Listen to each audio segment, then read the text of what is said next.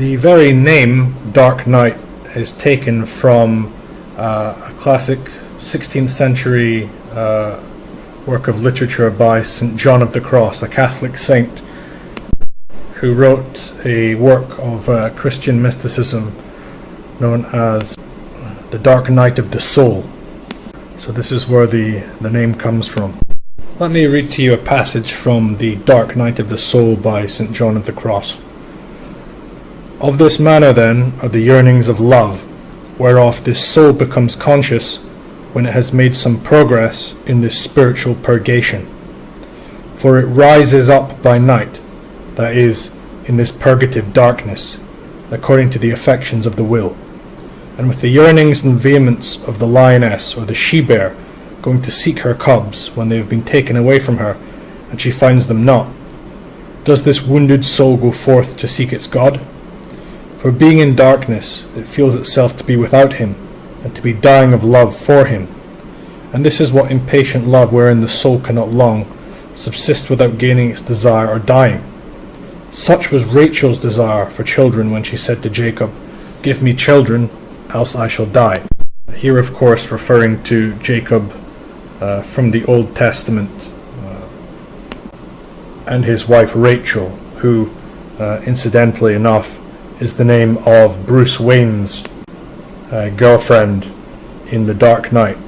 The girl which he in fact abstains from marrying because he commits himself wholly to the cause of his father, who has been murdered, if we recall the first movie, Batman Begins.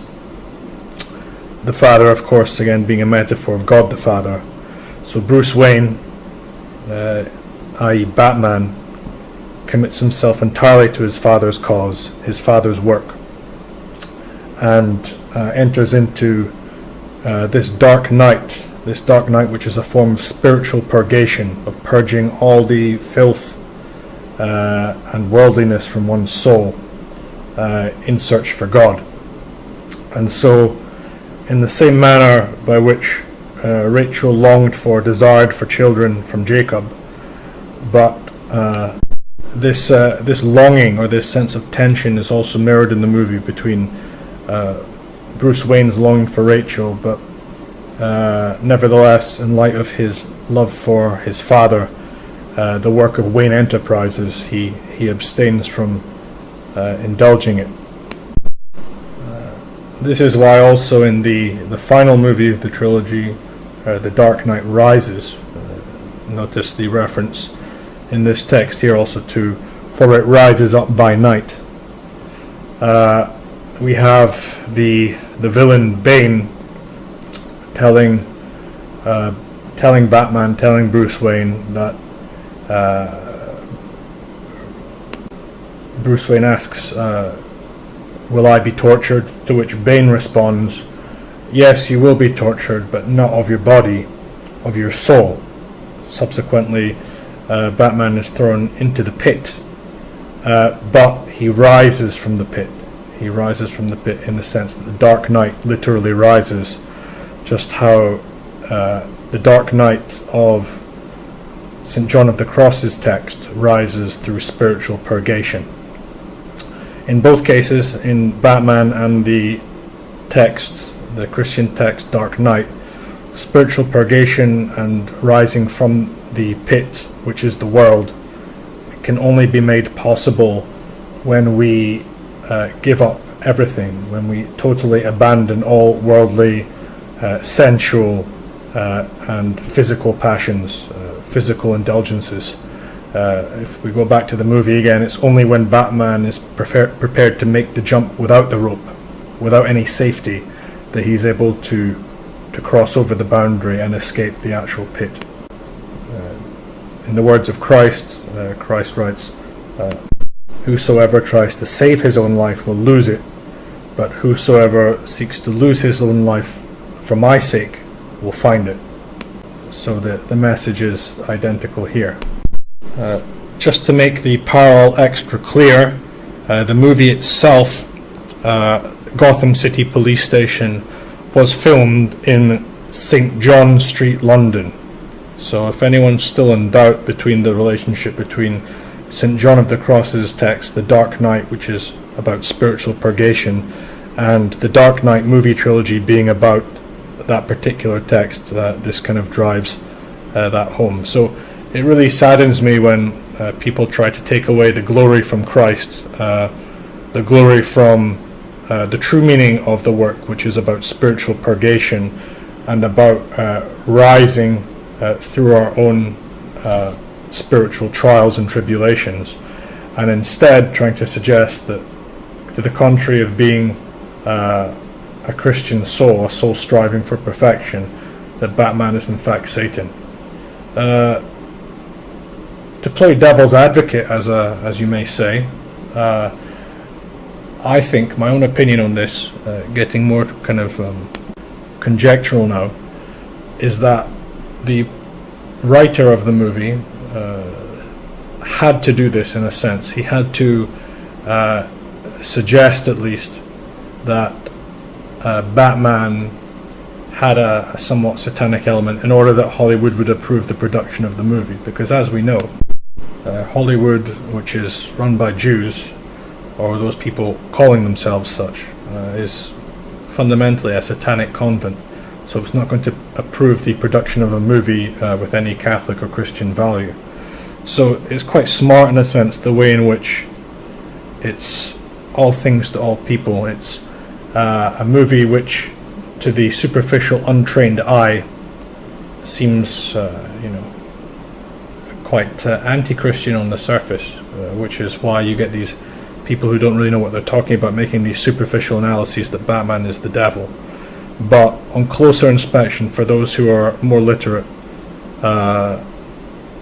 it's quite obvious that the movie is carrying forward or postmodernizing the classic text by St. John.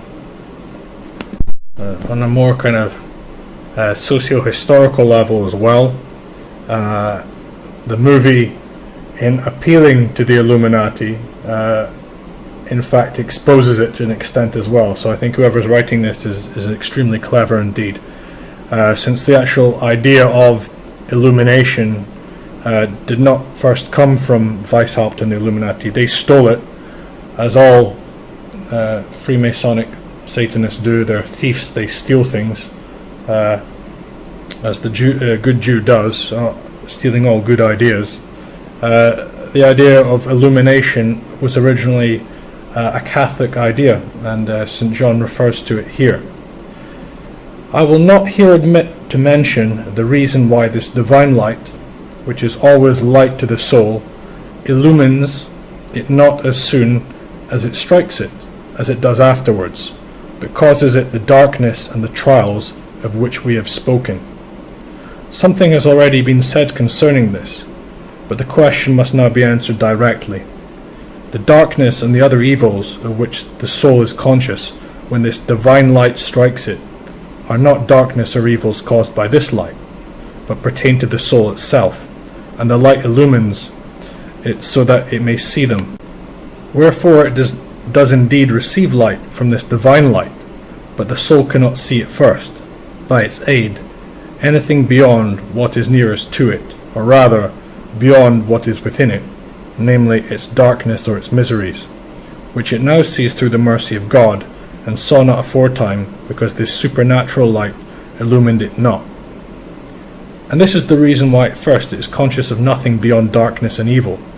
After it has been purged, however, by means of the knowledge and realization of these, it will have eyes to see, by the guidance of this light, the blessings of the divine light. And once all these darknesses and imperfections have been driven out from the soul, it seems that the benefits and the great blessings which the soul is gaining in this blessed night of contemplation become clearer. You see, those who worship Satan, those who worship the god of this world,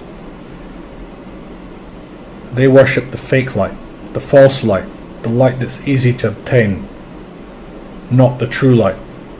But the divine light, to which St. John speaks, is not easily obtained. We must walk a straight path in order to obtain it, and it's only obtained through purgation of the soul, through trial and tribulation, and through taking up one's cross. This is why Christ himself says, "Whoever does not take up his cross cannot be my disciple, cannot follow me." And if we go back to the movie again, we can recall a scene where somebody asks Bruce Wayne, at what point is he going to stop? When is he going to stop giving? To which Bruce Wayne, aka Batman, responds, "Not until I've given everything. Not until I've given everything." This is the true message of the movie, and I hope that it can be not perverted, and it can be kept true to its original intention, carrying forward the message of St. John of the Cross, carrying forward the message earlier of Jesus Christ, and exposing the fake light of the Illuminati, which is infinitely inferior to the true light of Christ. Amen.